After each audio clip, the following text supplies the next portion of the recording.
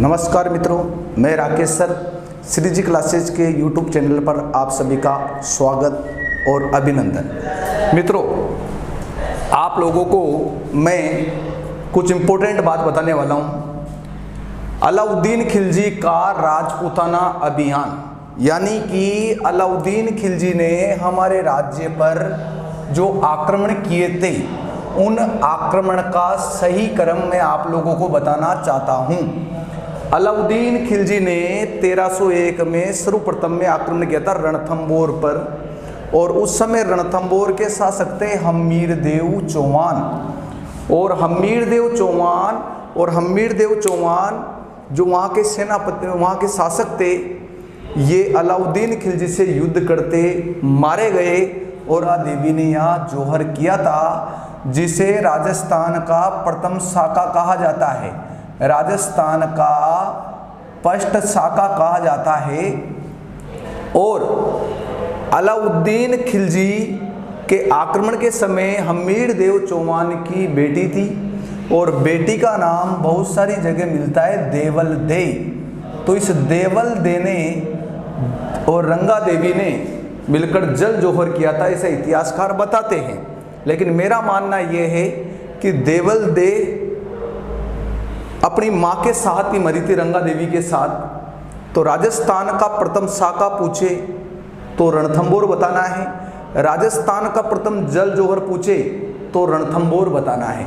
मित्रों, जल जौहर कोई जौहर नहीं होता, जल जौहर का मतलब आत्महत्या होता है। फिर भी अगर तुम लोगों से पूछा जाए कि राजस्थान का प्रथम जल जौहर किस दुर्ग में हुआ, तो आपका आंसर रणथंबोर हो जाएगा, सीधी सी बात है। दूसरा देखो मित्र, अलाउद्दीन खिलजी ने 1303 में आक्रमण किया चित्तौड़गढ़ पर। उस समय चित्तौड़ के राजा थे रावल रतन सिंह, और रावल रतन सिंह की बहुत सुंदर पत्नी थी जिसका नाम था पद्मनी। और पद्मनी को पाने के लिए अलाउद्दीन खिलजी ने 1303 में आक्रमण किया, और रावल रतन सिंह लड़ता मारा गया। और पद्मनी ने 1600 महिलाओं के साथ जौहर कर दिया। अलाउद्दीन खिलजी ने चित्तौड़ का नाम खिजराबाद कर दिया। ऐसा कहा जाता है कि पद्मनी की सुंदरता की 3 विशेषता इतिहासकार बताते हैं। वो एक तोता था, हीरामन तोता, और उधर से एक चेतन राघव नामक ब्राह्मण था।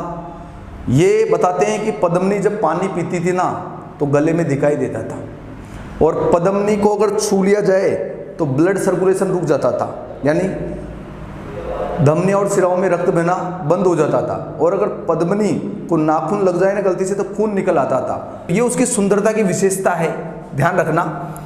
1308 में अलाउद्दीन खिलजी ने सिवाड़ा पर आक्रमण किया, और सिवाड़ा के शासक थे उस समय शीतल देव। और शीतल देव अपने सेनापति भावला के विश्वासघात के कारण लड़ता हुआ मारा गया था। और अलाउद्दीन खिलजी ने सिवाड़ा का नाम बदलकर खैराबाद कर दिया था। यहाँ पर एक महत्वपूर्ण चीज़ है कि शीतल देव की पत्नी मेणादे ने जौहर किया था, जो कि आप लोगों को बहुत कम देखने को मिलती है। ध्यान रखना, शीतल देव की पत्नी मेणादे ने जौहर किया था, शीतल देव ने केसरिया किया था, इसलिए 1308 में सिवाड़ा का शाका हुआ था, ये ध्यान रखना। 1311 में अलाउद्दीन खिलजी जालोर पर आक्रमण करता है, और जालोर का शासक कानरदेव चौहान लड़ता हुआ मारा जाता है। अलाउद्दीन खिलजी जालोर का नाम जलालाबाद कर देता है। कानरदेव चौहान के साथ उसकी जिस पत्नी ने जौहर किया था, उसका नाम है जेतल दे। ये कोई नई चीज़ नहीं है, लेकिन इसमें 2 चीज़ें आपको नहीं मिल रही है। एक तो मेणादे जो कि शीतल देव की पत्नी है, और एक जेतल दे जो कि जालोर के शासक कानरदेव चौहान की पत्नी है। इन्होंने जौहर किया था। तो मित्रों, 1301, 1303, 1308, 1311 अलाउद्दीन खिलजी के आक्रमण का ये सही क्रम है। कई बार एग्जामों में पूछा जाता है, तो पहली चीज़ तो आपको ये आक्रमण का क्रम ध्यान रखना है। और अगर आप लोग 1301, 1303, 1308, 1311 ये 3-4 जो सन हैं वो आपको याद रखना है। अब इसके बाद रणथंबोर, चित्तौड़गढ़, सिवाड़ा और जालोर, ये आपको याद रखना है।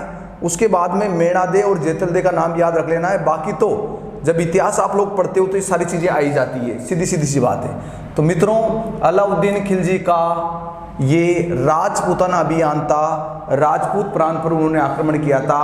और आप लोगों को बता दें हम कि अलाउद्दीन खिलजी ने चित्तौड़गढ़ का नाम कर दिया था खिजराबाद, और सिवाना का नाम कर दिया था खेराबाद, और जालोर का नाम कर दिया था जलालाबाद। रंगा देवी ने राजस्थान का प्रथम जौहर किया था, जिन्हें प्रथम शाखा के नाम से भी जाना जाता है। और पद्मनी के नेतृत्व में चित्तौड़गढ़ का प्रथम शाखा हुआ था, चित्तौड़गढ़ का केवल याद रखना। और शीतल देव की पत्नी मेणा देवी ने सिवाना के दुर्ग में जो ये लड़ता हुआ मारा गया था शीतल देव, तो मेणा देवी ने यहाँ जौहर किया था। कानड़देव चौहान की पत्नी जेतल देवी ने भी यहाँ क्या किया था, जौहर किया था। ये आपको ध्यान रखना है। 1301, 1303, 1308, 1311 रणथंबोर, चित्तौड़गढ़, सिवाना, जालोर।